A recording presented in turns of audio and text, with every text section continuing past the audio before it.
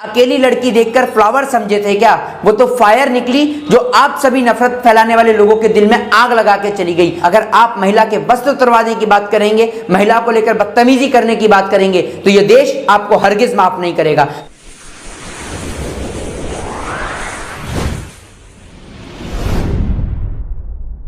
कर्नाटक की हिंसा पे दो बात कहूंगा कि राजनीति करने का शौक है तो राजनीति करिए, बेशक करिए, लेकिन बहन बेटियों की इज्जत आबरू के साथ खिलवाड़ मत करिए। और जिस राम की आप बात करते हैं, अगर आपने राम को पढ़ा है ना, तो राम ने महिला के खातिर, अपनी पत्नी के खातिर, स्त्री के खातिर लंका तक की यात्रा तय की थी। और आज आप नारी के वस्त्र उतारने में लगे हुए हैं, नारी को सरेआम बदनाम करने में लगे हुए हैं। और एक बात उनके लिए कहना चाहूंगा, जिन नफरती चिंटुओं के सामने वो अकेली लड़की खड़ी रही, उनको एक बात कहूंगा कि अकेली लड़की देखकर फ्लावर समझे थे क्या? वो तो फायर निकली जो आप सभी नफरत फैलाने वाले लोगों के दिल में आग लगा के चली गई। और आप महिला को बदनाम करने की कोशिश इस देश में हरगिज ना कीजिएगा। अगर आप महिला के वस्त्र उतरवाने की बात करेंगे, महिला को लेकर बदतमीजी करने की बात करेंगे, तो यह देश आपको हरगिज माफ नहीं करेगा। जय हिंद, जय भारत, वंदे मातरम।